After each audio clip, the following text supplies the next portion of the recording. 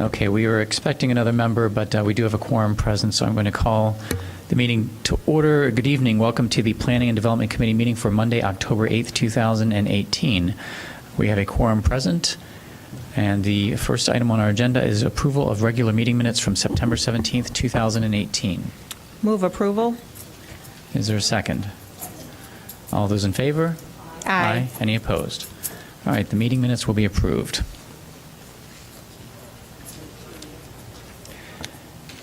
The first item for consideration tonight is P1, vacation rental license for 1918 Jackson Avenue.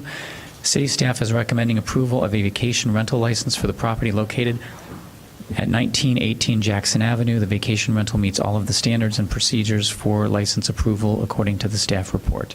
This is for action. I'd like to hold this. Okay, well, let's, okay, are we going to discuss it first, or? Okay, so the applicant understands there was a motion and a second to hold the matter, so you can just step forward. And so what that means is it's going to be held until the next regularly scheduled meeting. That's a procedural rule that is permitted. So we're not going to, then the motion was made before the discussion. So the matter will be held until the next regularly scheduled planning and development meeting, which is what's the date on that? 22nd. So I'll encourage you to reach out to the alderman and just kind of discuss, you know. Oh, he just needed things to discuss first? Is that what? It's just a good idea. I'm just saying that's a good idea because Alderman Simmons, Bruce Simmons made the motion to hold. I see. So there might be some concerns or things to talk about. Okay. Okay, all right, thank you. Thank you. The next item is another vacation rental license application for 1614 Main Street, Unit A. The city staff is recommending approval of a vacation rental license for the property located at 1614 Main Street, Unit A. The vacation rental application meets the standards and procedures for license approval. Is there a motion? It's for action. Is there a second? I'll second. Okay. Item P2. Alderman Simmons, was your light on from before? No. Okay. We do have one public speaker. Is the applicant here by any chance? That's okay. Are you the applicant? Mariah Richard? Okay. Do we have any questions or discussion? Okay, I see new lights. Alderman Fisk? Is it going to be owner occupied? Is it going to be owner occupied? Alderman Fisk would like to know. So in other words, are you going to live there when it's not being rented out? No. Actually, I'm the property manager. The owner lives out of the country, and she will be back in February for 2 weeks, and then be back in mid-May for the summer. Okay. But when she's not there, no one will be living there. Okay, so, but she's going to be back occasionally? Yeah, occasionally. Okay, and then when she's back, she'll be living there? Yeah. Okay. Does that answer your question? Yes, do we want to hold this? I Pardon think me? it's Alderman Fleming's. It's across the street from me. I'm at 1425, and the other side of the street is the 9th Ward. Okay, all those in favor of advancing this to council for consideration, say aye. Aye. Any opposed? Oh, no. Okay, just one no? Okay, so it will be advanced to the council for consideration tonight, and the council meeting follows this committee meeting. All Okay? right, thank you. All right, thank you. Item P3 is another vacation rental license for 1033 Cleveland Street, Unit 1. The staff is recommending approval of a vacation rental license for the property located at 1033 Cleveland Street, Unit 1. The vacation rental meets the standards and procedures for license approval according to the staff report. This is for action tonight. Is there a motion? Is there a second? Okay. Is the applicant here for that one? Hi, how are you? Right, and I think this one is going to be owner occupied otherwise? Yes, Okay. yes. All right, do we have any questions? Fleming. 1033, Alderman Fleming's ward also? Yes. Okay. Okay, all in favor? Aye. Any opposed? Okay, it'll be advanced to the council after this meeting. Thank you. All right, rolling right along. Ordinance 107-0-18, amending Title V, Chapter 7, the Inclusionary Housing Ordinance. The Inclusionary Housing Ordinance Subcommittee and staff are recommending approval of the ordinance amending Title V, Chapter 7 of the City Code regarding inclusionary housing. This will be for introduction at the council tonight. Is there a motion to introduce? Okay, is there a second? I will second it. And we have a brief staff report from Ms. Flax, and then we're going to have, we have 4 speakers after that presentation. Good evening, evening. Chairman Wilson and members of the committee. Sarah Flax, Housing and Grants Administrator, and Melissa Klotz is going to be joining me for part of this presentation. What we're doing here is we are bringing the recommendations from the Inclusionary Housing Ordinance Subcommittee to revise the ordinance that went into effect on the 1st of January, 1916. Okay. I'll have to do it over here. A little history on the subcommittee was appointed after the meeting last October about affordable housing. Council agreed to form a subcommittee to more effectively generate inclusionary unit, to amend the ordinance to more effectively generate inclusionary units on site, to provide greater certainty and reduced risk to developers, and to maintain flexibility to address unique circumstances of some projects. Those are the broad goals of the committee. The members that were appointed by the mayor, we had 4 aldermen. Alderman Wilson was the chair. In addition, we had Kent Swanson, Rob Anthony, Jolene Saul, and Stacy Young, who are all development professionals, both nonprofit and for-profit, and also experts in financing housing. We also included Lynn Robinson of Robinson Rentals, so we had a property manager because some of our ordinance covers existing properties. The committee met 4 times and also had a panel discussion about housing finance, because that seemed to be something that would be helpful to everyone in the community as the subcommittee was meeting, to understand some of the challenges about financing. So I'm going to go through some of the changes. Not all of them I'm going to detail, but some of them are rather small. But the main ones in the definitions section of the ordinance are to change the definition of covered development to include 5 units or more in any area of the city. The existing ordinance differentiates between TOD and non-TOD, with 5 units in TOD and 10 units in non-TOD. This ordinance adds a description of a contracted agency to manage the wait list and also to manage the income certifications. This is a benefit to developers, most of whom do not want to deal with trying to follow HUD Part 5 income certifications, which we also identified in the ordinance now as the method of income certification. We also added to covered developments, in other words, developments that have to comply with this ordinance, to include residential buildings, existing buildings, where the number of bedrooms in the units are changed, because there are sometimes modifications being made that aren't changing the number of units, aren't converting from condo to rental or vice versa, that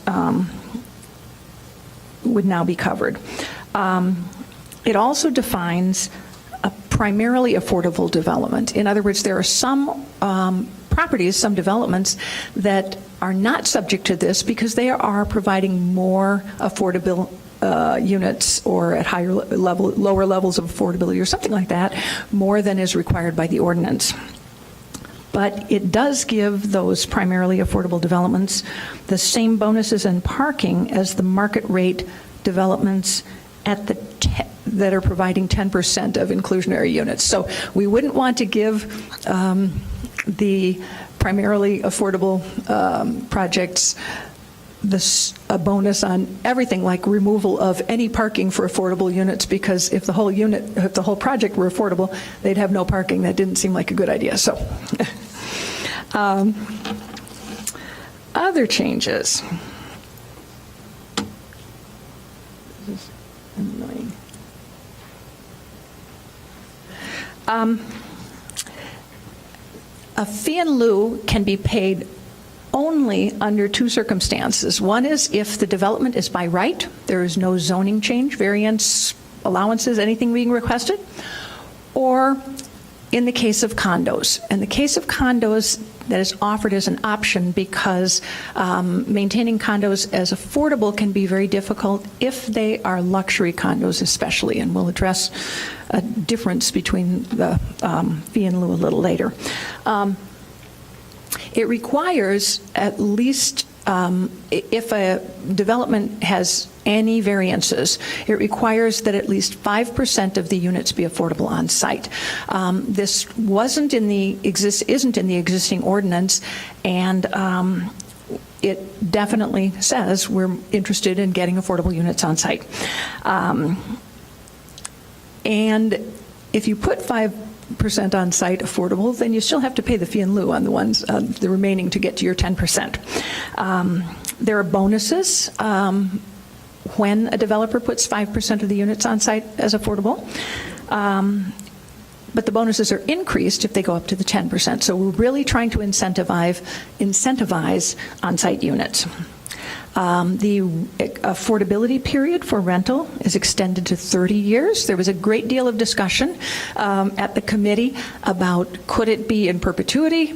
No, that's a very challenging thing. And even things like staggering the affordability period. Say half of them are at 30 years and some are at 45 or 40 years. And in discussions with developers, they all just cringed at that because it really affects their ability to get financing and things like that later if you have an uneven burn off and they can't predict, it makes it much more challenging. Normally you have to get financing periodically to rehab developments. Okay.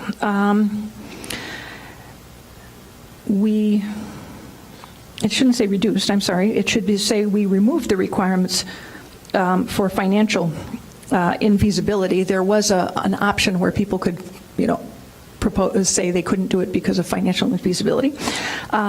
But we maintained the alternate proposal option because there may be cases where a development just doesn't fit a mold or a developer has some creative idea that could get us equivalent or more affordability that would be a benefit.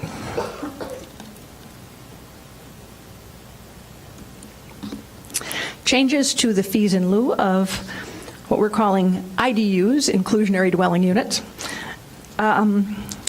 We are increasing the fee in lieu to $175,000 per unit in the downtown area. So we're not using the TOD and non-TOD. We are using downtown and non-downtown, actually downtown and Research Park and non-downtown, and to $150,000 in all other parts. Those fees currently are at $100,000 and $75,000.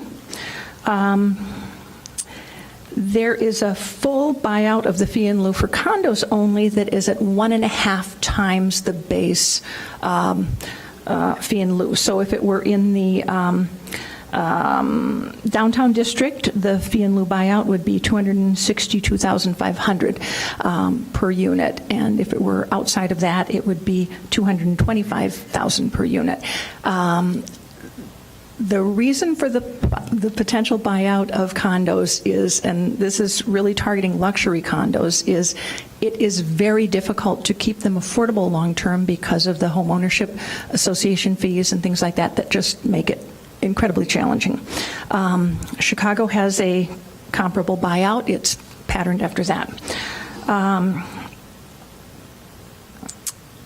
Fees in lieu, instead of being paid at first temporary certificate of occupancy, developers who choose to pay the fee in lieu will have to pay it when they pay for their building permits. So we're moving that up to perhaps remove some of the incentive, again, of doing fees in lieu. If you have that less than half a unit, if the calculations result in less than half a unit, we're not going to wipe it entirely. We're going to have you pay half of the fee in lieu. And the fees in lieu are going to be adjusted annually based on the consumer price index. So we're not going to have to be coming back every year saying, it's time to raise the fee in lieu.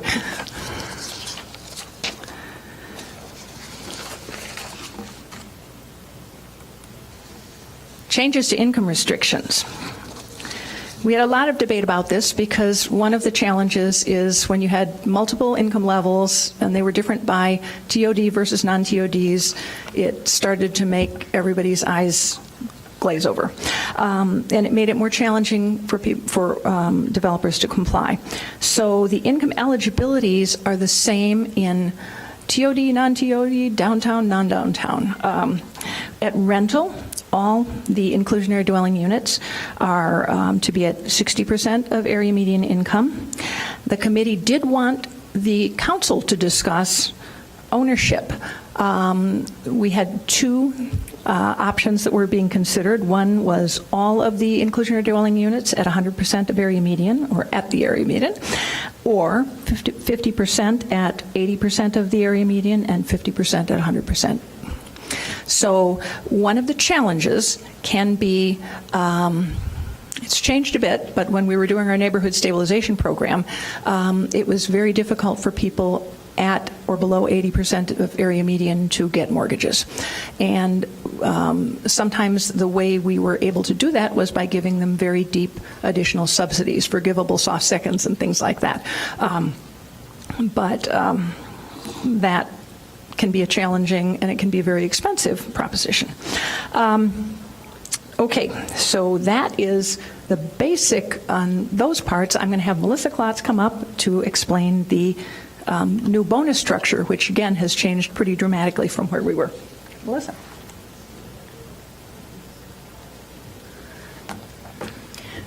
Good evening, Chairman Wilson and committee members. Melissa Klotz, zoning planner. So first we looked at the existing bonus structure and to see the flaws in it, and then try to do something completely different.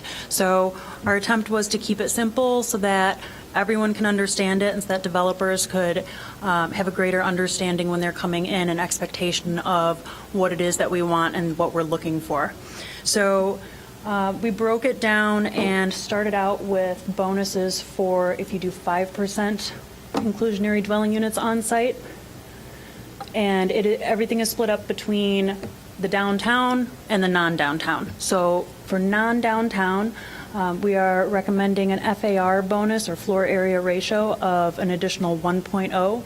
And then in the downtown where height, bulk, density, all of that is encouraged, we're looking at 2.0. For residentially zoned properties, they do not use FAR. Instead, they use building lot coverage and impervious surface coverage. So we created a regulation for that. The old system did not have those covered at all. So if you lucked out and had residential zoning, you didn't get any bonuses. So with this proposal, we are suggesting a 15% bump to those numbers. For height, that is only recommended for residential districts, and it's an additional 1 story, and it does not apply to single-family districts. It is not appropriate to grant an additional story of height to single-family homes. Also for residential districts, if a developer chooses to go the planned development route and wants the planned development height bonus, they cannot double dip and also get the inclusionary bonus there. For density, we are suggesting that for every inclusionary dwelling unit that you have on site, you get 1 additional market rate unit, and that can help offset the cost to developers. And then in the downtown, where density is encouraged, that's doubled to be 2 additional market rate units per inclusionary unit. The last bonus would be parking, and that is for affordable units. There is no parking requirement, just for those inclusionary units. Parking is very expensive to developers, and typically speaking, inclusionary units will demand less parking, so it's a win for everyone. Then looking at if 10% inclusionary dwelling units are put on site, it's the same bonus structure with 2 exceptions.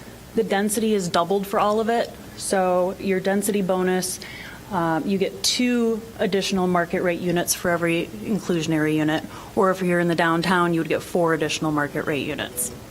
The other is that currently for planned developments, there are maximum site development allowances that can be requested, and a developer can request to further exceed that with a supermajority vote. It's rare, but it does happen. This bonus would bring that supermajority vote back to a regular majority vote, so council still has its own discretion, but from a developer's perspective, that's one less vote that they need to secure. To put it in real terms, if we first look at 824 to 828 Noyes Street, that was an approved plan development that I believe construction recently completed.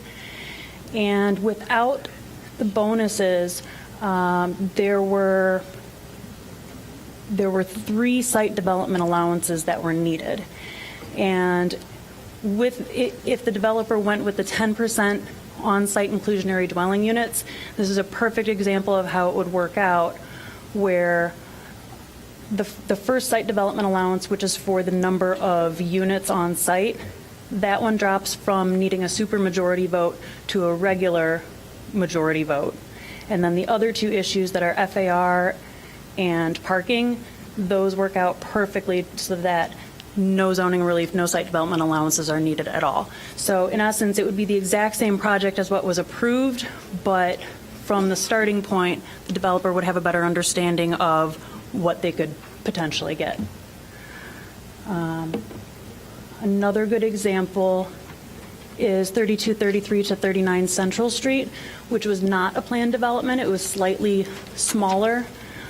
So that project went the zoning board route with variations.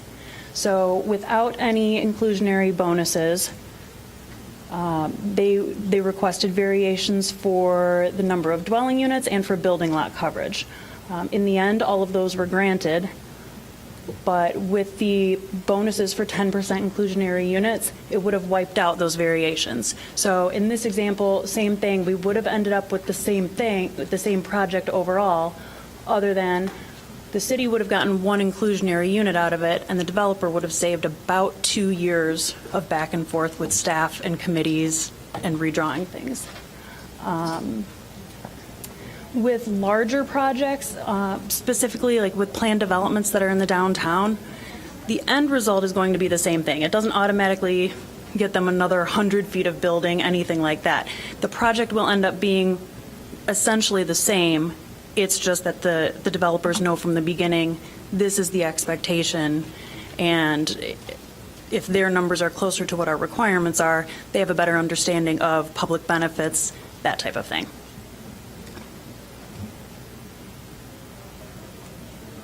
Thank you. One more slide. Last slide. Okay. Because this is something that subcommittee was tasked with, but is moving back to the Housing and Homelessness Commission and other further investigations, and that was how to generate additional funding for the Affordable Housing Fund. The Housing and Homelessness Commission, actually at its last meeting, has already taken up the looking at how to adjust the fee in lieu, how to raise fee in lieu, how to adjust the demolition tax, on which is currently $10,000 per unit. Unless it's multifamily, then it's $3,000 per unit or $10,000, whichever is higher. So. There was discussion about the real estate transfer tax. There's a referendum on the ballot, and that's just going to sit and wait till that gets done. We are also still looking at fees on non-covered developments, in other words, commercial, industrial, all sorts of things that aren't covered, single family that isn't covered by this at all. There are challenges to anything that could be, or difficulties with things that could be considered impact fees, so we have to make sure that we're not trying to do something that wouldn't really have much chance of success. And then other discussions that have not been pursued but will still be looked at are things like the hotel motel tax or Airbnb taxes, which some other communities are using for affordable housing. That's our presentation. Any questions? All right, thank you very much. That was very thorough and detailed, and I appreciate the work of the committee in coming up with all of these suggestions. It took obviously those meetings and a lot of staff time and research in between, and I think we came up with some pretty good results. We do have 4 speakers signed up. Timmy Pappas.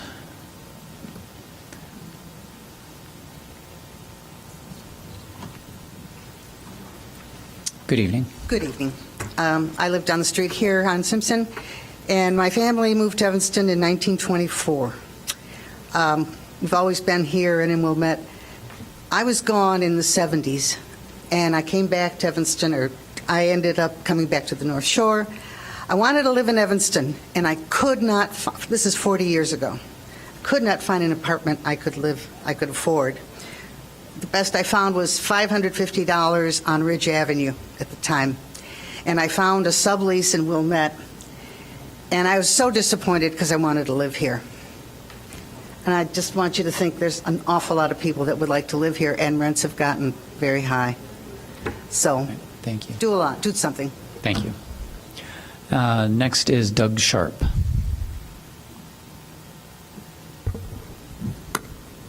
Is Doug here? Okay. Dave Winters. They're going to talk at the city council rather than here. Okay, that's fine. And Richard Fleer? Do we have Richard? Okay. Sue? Sure. I saw you come in. You were barely late.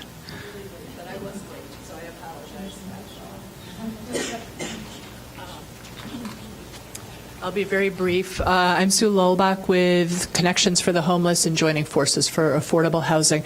I sent a letter to this committee and the council about joining forces, thoughts on the inclusionary housing ordinance. In that letter, we talked about how much of the suggestions we are actually very happy with. We think these are really good, creative, solid changes. There are a couple of areas where we'd like to see you perhaps go a little bit further. One actually is a choice, I think, that's been presented. We would like to see the affordable units in the for sale developments be priced for people at 80% and 50% of the AMI, as opposed to the option of having them priced at 100%. We would like to see you go to the lower AMI. We'd like to see the fees in lieu be a little bit higher than what's in the proposal, make them closer to what the actual development cost is of the units. We'd like to see some staggered periods of affordability. What we're seeing right now in developments, affordable developments that were done 25, 30 years ago, is they are all going offline at the same time. So we think it might be a smart thing to try and stagger them. So have some of them, expire at 30 years, some expire at 35 years, some expire at 40 years. So you don't lose all of your units at the same time. And finally, we'd like to see the possibility of making all of the units the same, both on the inside and the outside, since there is the risk of stigmatizing the families that live in the lower priced units if they look different, if they're smaller, things like that. So we just wanted to reiterate some of the points that we made in the letter, and thank you. We're very, very encouraged by the changes to this. Thank you very much. Okay, and this is for introduction, so we'll be passing that along to council. When it comes to council, I think we have on our calendar a discussion of affordable housing on October 30th. So when we do entertain that, I'm going to suggest that we continue it until that date, as opposed to the next regularly scheduled date. City Attorney? 29th. Okay. Yes, you're right, 29th. Halloween's Wednesday. Okay, so the 29th, I apologize. So anyway, that'll come up later on, but just so it doesn't come as a surprise. Okay, Alderman Rainey. Yes, I'm wondering if Sarah could go back to the podium and explain, let's say a building is built and the rents in the building are, let's say they're $2,500 for a two-bedroom, brand new building. It's got 2 bathrooms, 2 bedrooms. And there are, 2 affordable units in the building. And there's a 60% of AMI family. Mm-hmm. What is their rent? How is their rent calculated? Off the top of my head, I can't give you a very accurate, but it is going to be significantly under the 2,500 that is the general rent. so. Probably in the neighborhood for a two-bedroom, 1,300, something like that. And how are they going to pay that? The people who are being put in the units have to their income will be evaluated to be the appropriate, they can't be over a certain amount, but they also are going to be looked at to make sure that they have income. In other words, this is not like public housing where they pay only 30% of their income. They have to be able to pay the rent and the utilities, and they will be income qualified by Community Partners for Affordable Housing, but the actual building management still gets to select tenants that meet their selection plan, and that can include looking at, other things like it can include credit scores. It can include other ways that they look at Let's tenants. say they have perfect credit and everybody has a job, but they're 60% of AMI. How much are they making? Again, Let's say they have Family of 4. 2 kids or 1 kid, whatever. a household of 4 at 80% was. No, I'm just trying to think of. I don't have those in my head. I could go get them. Because we're saying they can be 60%, right? Yeah. I'll be happy to go get those and bring them down. Seriously, can they really pay that rent? Their rents will be set at what IDA sets the rents for people at that income level. So yes, they can. They would be the same level of rent as in any of our other affordable units at that. It'll be a third. It'll be like a third of their. Yeah. It'll be a third of their income is what the rent will be. Well, it is, Or right. a little less. Actually, this is helpful. Melissa just pulled this up for me. For a household size of 4 at 60% of area median, their income would be $50,760. Right. Okay. But so the rent would be around 30% of that. Correct. Depending on whether and if the building were all electric, let's say, there would be a factor built in for their utilities. Yes, their utility allowances, if they're paying utilities direct, would be subtracted from the contract rent to accommodate that. So nobody with a 40% of median income would be accepted in that building. Well, there's going to be some gray area. It's unlikely that somebody at 40% would actually be able to afford that. But, there are people who they don't have to be absolutely at that income. They just have to be able to show enough cash flow to be able to afford that rent. But the building is going to be the determining factor Yes. of that. Would a person with a housing voucher, I mean, there's a law you cannot discriminate you cannot about discriminate. source of income. Yeah. What happens there is the housing authority actually negotiates the rent with the landlord. That's how that's always handled. Because they use small area rents, and it's a whole nother. Right. Okay. Okay. Which would generally be higher, actually, than what they would receive for somebody at a straight 60%. So they might be advertising. They might be motivated to. Well, they can't discriminate against people without vouchers either. That would be something. But yeah, they may be more willing to take that because it could be negotiated separately. Alderman Nguyen.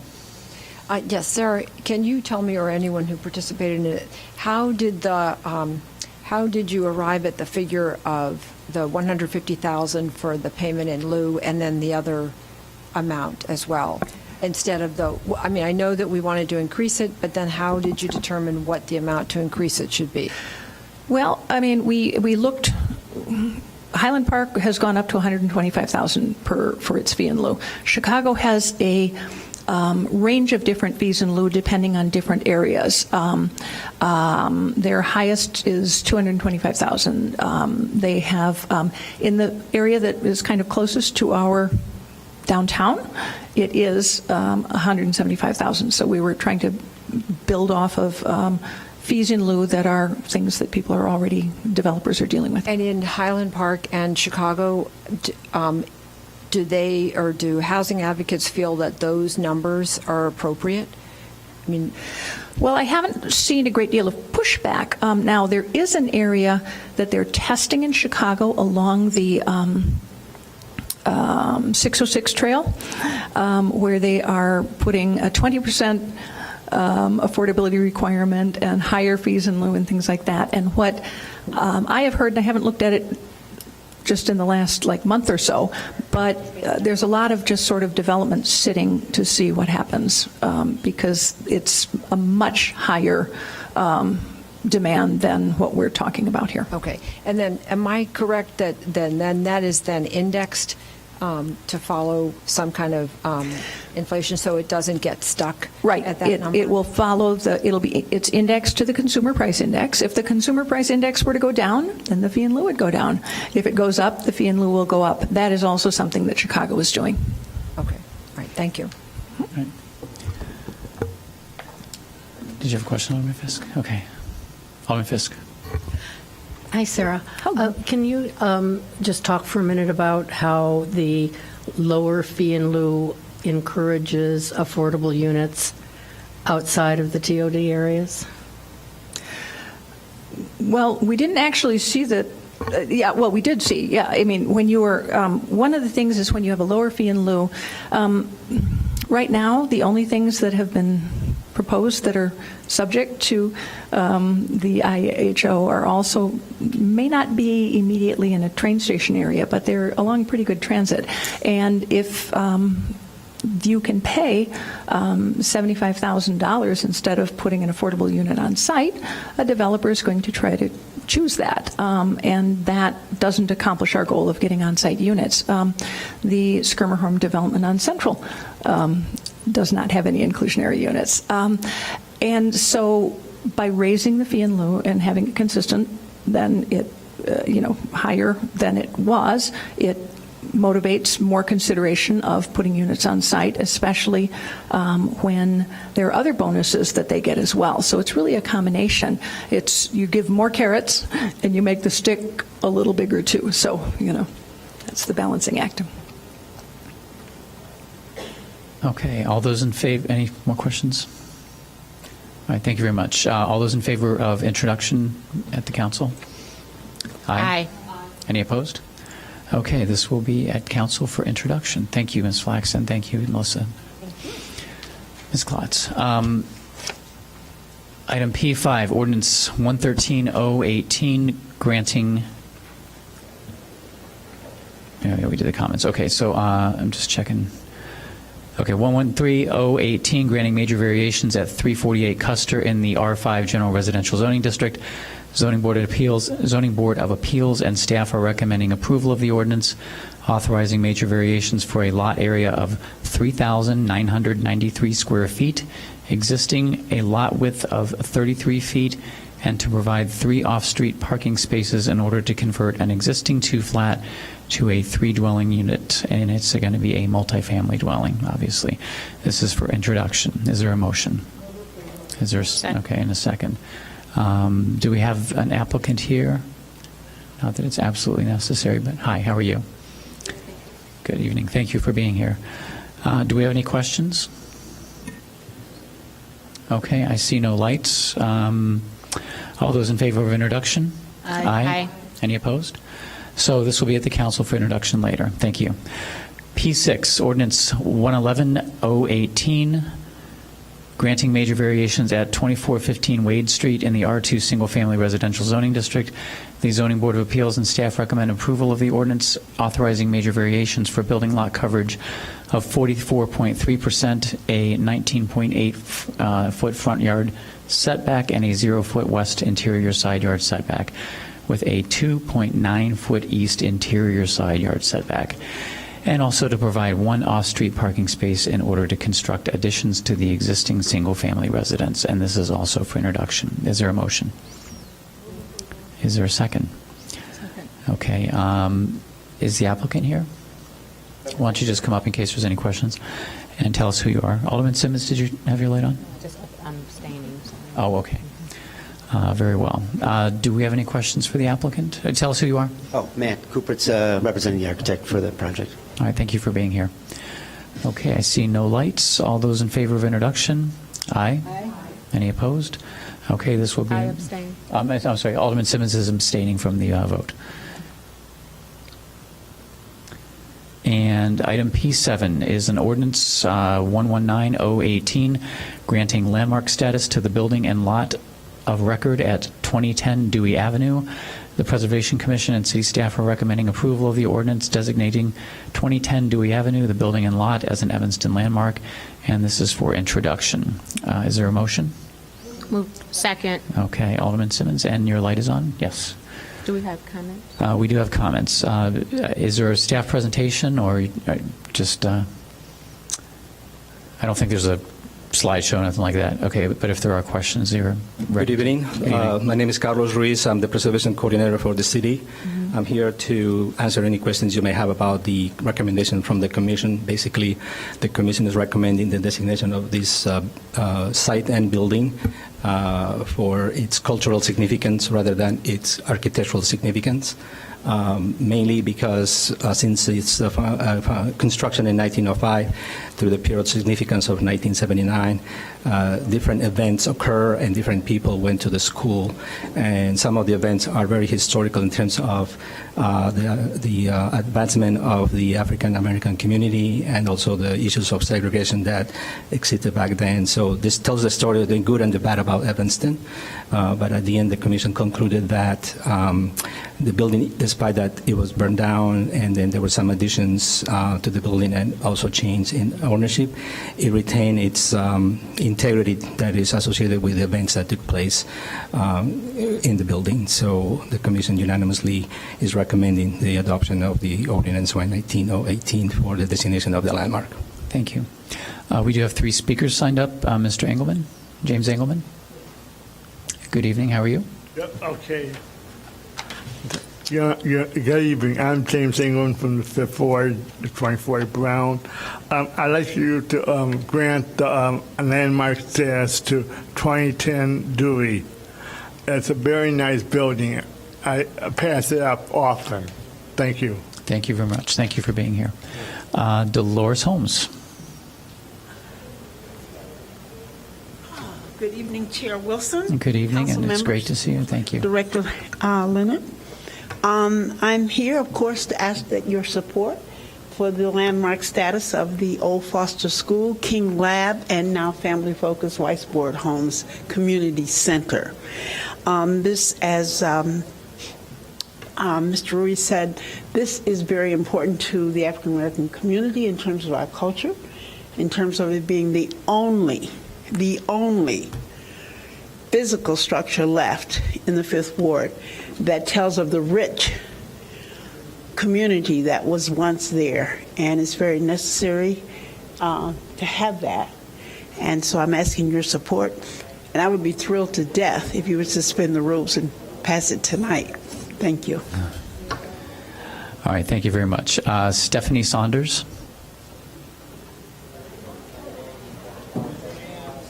And good evening. Good evening, council members. I'm Stephanie Saunders, resident, former school student at Foster School. My mother went to Foster School. So it's really a historical place of just cultural growth in the 5th Ward. It is the linchpin.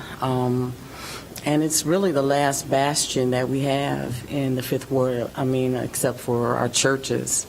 It's a place where people continue to gather, and our children are still, a part of learning about their culture in that building. And I would just like she said, thrilled to pieces if it could continue on in our community as a historic landmark. So thank you. Thank you very much. Okay, Alderman Simmons. Thank you. I will echo the comments of Alderman Holmes and Ms. Saunders and add that the community group that has been working on this and very much in support of this project, as long as many members of the community beyond the Fifth Ward have agreed to the language change from the owner to allow for exterior improvements. So it is a win for everyone. I can't say enough about the building. I recommend that anyone that is not informed read the nomination package that Dino from Shorefront put together. It's very thorough, but we all have our family-focused stories. My mother, too, went to school there. I went to programming there. My grandson is currently there as well, and I'm not at all unique. There are many residents in the Fifth Ward that have similar stories where the building and the programming has had impact in their lives, and we have countless residents that have come out of Family Focus or the school and had tremendous impact in our community and beyond our community. So I'm hoping that we can support this, and I certainly do. Thank you very much. Any further discussion? Okay, all those in favor of introduction? Aye. Aye. Any opposed? Okay, that concludes our items for consideration. Do we have any communications? Is there a motion to adjourn? Second. Okay, all in favor of adjournment? Aye. Aye. And we are adjourned. The council meeting will begin, let's say, 8:05. Thank you very much.